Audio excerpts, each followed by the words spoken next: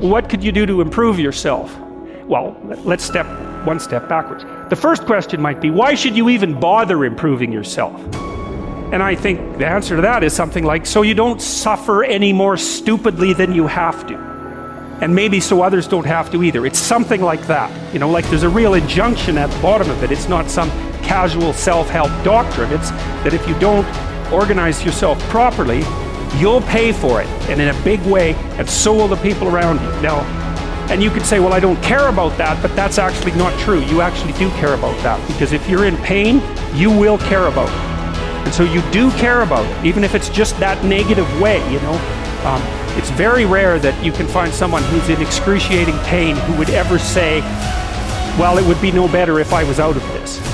Sort of pain is one of those things that brings the idea that it would be better if it didn't exist along with it. It's incontrovertible. So you get your act together so that there isn't any more stupid pain around you than necessary. Well, so then the question might be, well, how would you go about getting your act together? And the answer to that, and this is a phenomenological idea too, it's something like, look around for something that bothers you and see if you can fix it. Now you think, well, let's say you go into you can do this in a room. It's quite fun to do it just when you're sitting in a room, like a room, maybe your bedroom. You can sit there and just sort of meditate on it and think, okay, if I wanted to spend 10 minutes making this room better, what would I have to do? And you have to ask yourself that, right? It's not a command, it's like a genuine question. And things will pop out in the room that you know, like there's a stack of papers over there that's kind of bugging you, and you know that maybe a little order there would be a good thing. And there's some rubbish behind your computer monitor that you haven't attended to for like 6 months, and the room would be slightly better if it was a little less dusty and the cables weren't all tangled up the same way. And like if you allow yourself just to consider the expanse in which you exist at that moment, there'll be all sorts of things that'll pop out in it that you could just fix. And you know, I might say, well, if you were coming to see me for psychotherapy, this easiest thing for us to do first would just be to get you to organize your room. You think, well, is that psychotherapy? And the answer is, well, it depends on how you conceive the limits of your being. And I would say, start where you can start.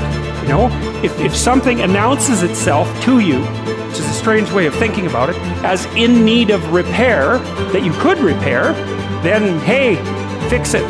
You fix 100 things like that, your life will be a lot different. You know, I often tell people too, fix the things you repeat every day, because people tend to think of those as trivial, right? You get up, you brush your teeth, you have your breakfast, you know, you have your routines that you go through every day.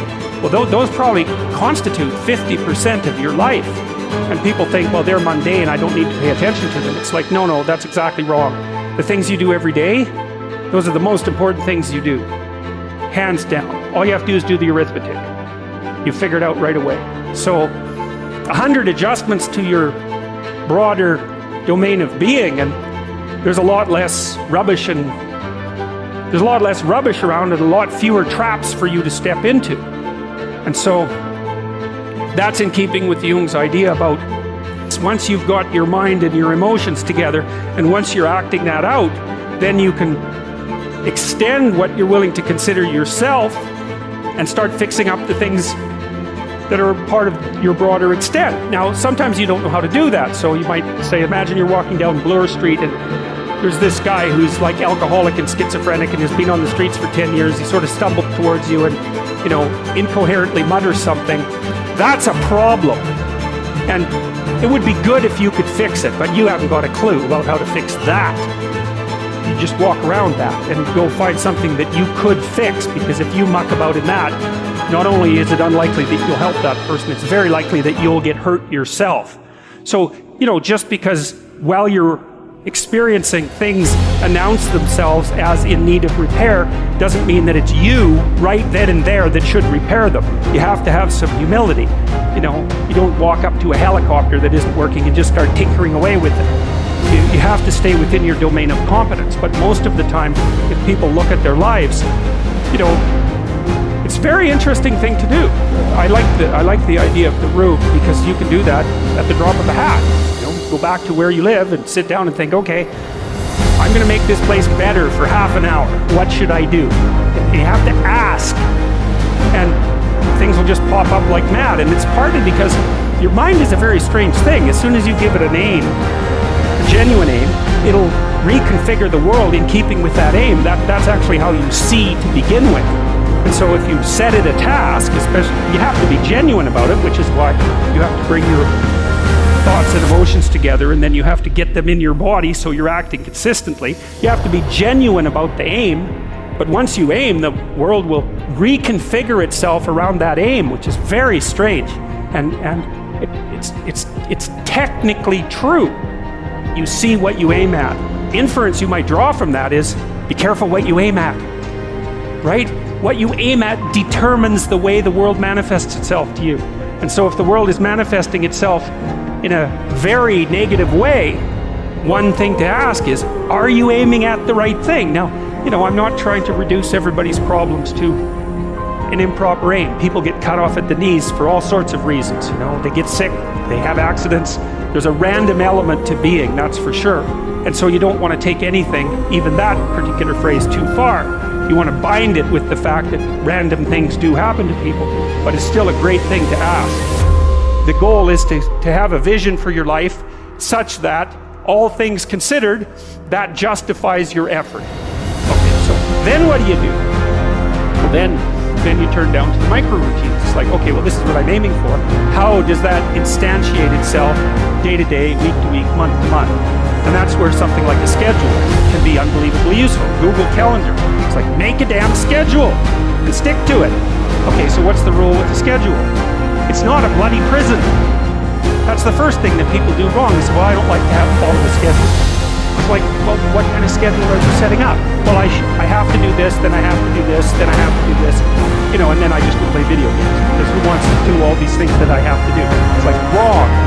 Set the damn schedule up so that you have the day you want. That's the trick. It's like, okay, I've got tomorrow. If I was going to set it up so the best possible day I could have, practically speaking, what would it look like?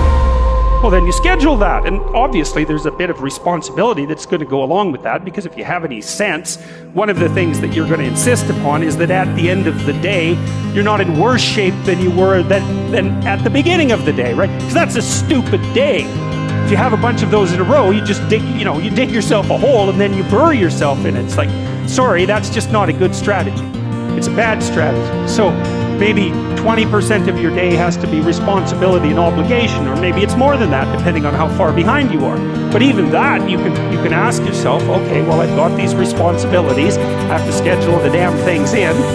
What's the right ratio of responsibility to reward?